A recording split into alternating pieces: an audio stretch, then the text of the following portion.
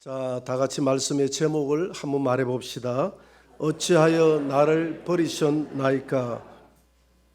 미국의 포드라는 목사님이 농장을 경영하는 성도의 가정을 방문했습니다. 부인은 교회를 잘 나오고 예수님을 열심히 믿고 있는 반면에 남편은 교회를 나오지 않는 분이었습니다. 예수님이 십자가에 달려지신 그 대속을 이해하지 못하고 받아들일 수 없다고 하는 사람입니다. 여느 때와 마찬가지로 일정한 시간이 흐르고 난 뒤에 이 포도 목사님은 이 농장을 방문해서 신방을 했습니다.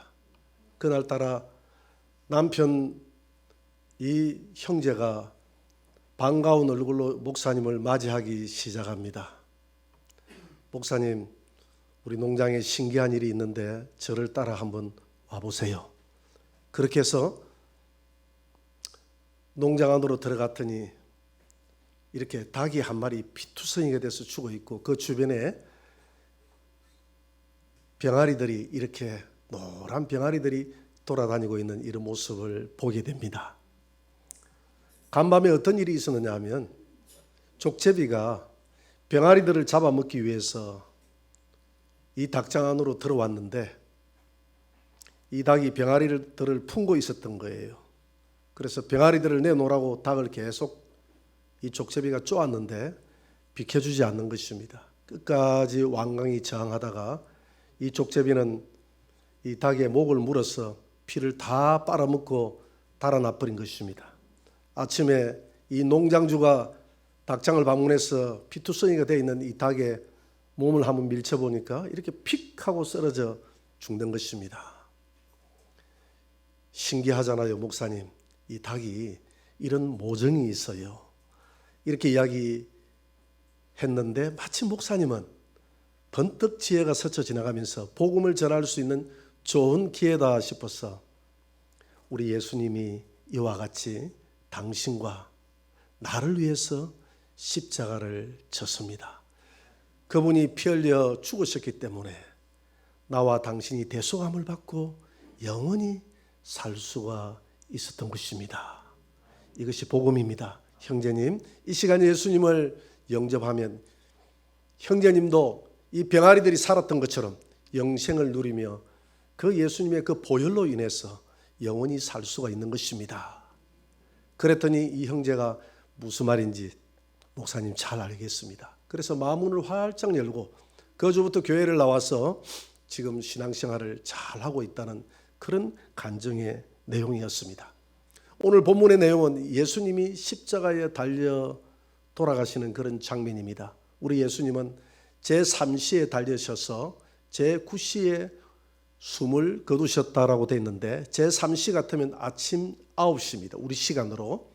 그리고 제9시 같으면 오후 3시가 되겠습니다. 아침 9시에 달리셔서 오후 3시에 돌아가셨다 이 말입니다. 예수님이 십자가에 달리시고 난 3시간 뒤에 정오에 가장 밝아야 될 그 시점에 하늘은 캄캄하게 어두워지기 시작하고 오후 3시까지 이렇게 일식 현상이 나타나서 온 세상이 깜깜하게 되더라 이렇게 성경은 기록하고 있습니다. 마태복음 27장 45절을 한번 보도록 합니다. 다 같이 제6시로부터 온 땅에 어둠이 임하여 9시까지 계속되더니 정오 12시부터 오후 3시까지 어둠이 계속됐다는 말입니다. 이 캄캄한 일식 현상을 예수님이 오시기 전 약 750년 전에 아모스 선지자는 이렇게 기록하고 있습니다.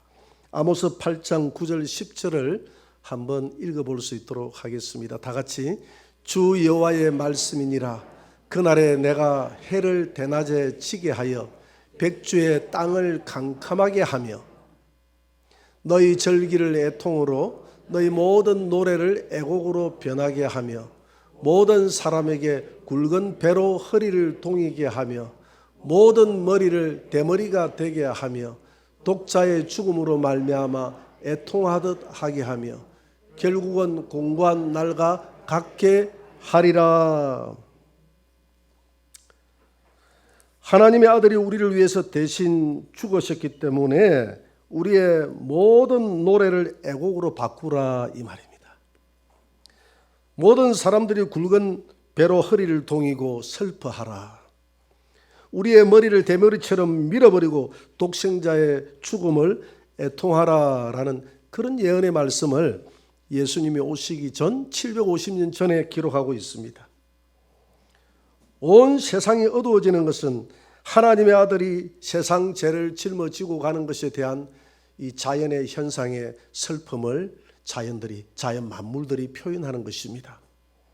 고통이 절정에 달했을 때 예수님은 십자가에서 큰 소리로 외칩니다. 마태복음 27장 46절입니다. 같이 한번 읽어보도록 합니다. 제9시점에 예수께서 크게 소리질러 이르시되 엘리 엘리 라마 사박다니 하시니 이는 곧 나의 하나님 나의 하나님 어찌하여 나를 버리셨나이까 하는 뜻이라. 루터는 주님의 고난 과정에서 가장 의미심장하고 감동적인 부분이 바로 오늘 십자가 사언인 엘리 엘리 라마 사박다니 나의 하나님 어찌하여 나를 버리셨나이까라는 이 부분이라고 말했습니다. 루터는 이 말씀을 깊이 묵상하는 중에 오랫동안 음식도 먹지 않고 정자세로 책상에 앉아서 이 말씀을 묵상하면서 성강처럼 떠오르는 그런 생각을 그의 입술로 고백했다고 합니다. 하나님께서 하나님을 버리셨다. 누가 이것을 이해할 수 있는가? 성부 하나님이 성자 하나님을 버리셨다. 엘리 엘리 라마 사박다니 아버지 왜 저를 버리시나이까? 이것을 어떻게 이해할 수 있겠느냐 이 말입니다. 이런 아들의 외침에 아버지는 이런 방구도 반응이 없습니다. 위로의 말 한마디 없었습니다. 그러나 그 순간 성부 하나님의 마음이 얼마나 아프셨겠습니까? 얼마나 찢어졌겠습니까? 이 아버지의 마음을, 하나님의 마음을 이해하려고 하면 구약으로 돌아가야 됩니다. 하나님이 아브라함에게 75세 때에 아들을 주시겠다고 약속했습니다. 그런데 아들을 줄 듯 하면서 주지 않고 아브라함이 100세가 되었을 때, 사라가 90세가 되었을 때 하나님이 그들에게 경수가 다 끊어지고 아기를 도저히 낳을 수 없는 그런 신체 조건임에도 불구하고 전능 하나님 하신 하나님을 믿을 수 있는 믿음을 그들에게 불어넣어 주셔서 아브라함과 사라가 그 믿음으로 아기를 잉태했다. 이렇게 성경은 기록하고 있습니다. 아기를 낳았어요. 아기가 이삭입니다. 이삭이 잘 자랍니다. 눈에 넣어도 아프지 않고 호주머니에 넣어서 다니고 싶을 정도로 사랑스러운 100살 때 낳은 독자 아들입니다. 얼마나 소중한 아들입니까? 이 아들이 15살쯤 되었을 때 하나님이 하루는 아브라함을 부릅니다. 아브라함아 네 여기 있습니다. 너 나를 사랑하느냐? 예, 하나님 나를 사랑하는 줄 하나님 아시나이다.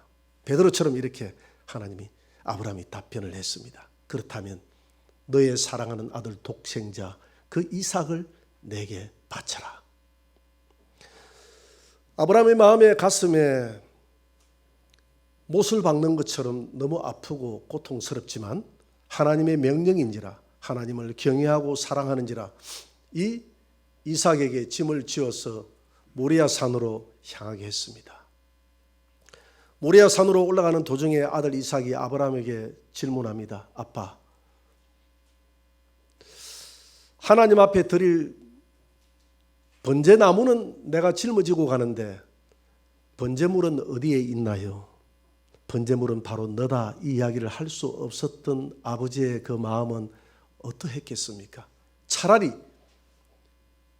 자기를 드리라고 하면 오히려 그것이 수월할 텐데 하나밖에 없는 아들을 꼭 바쳐야 된다고 하니까 아마 이 아빠의 마음은 평생을 살아왔던 어떤 소중한 순간보다도 이 소중한 이 아들을 버릴 수 없는 이 아들을 버려야 되는, 하나님을 위해서 드려야 되는 그 순간의 아픔은 우리 인간의 상상을 초월한 아픔일 것입니다.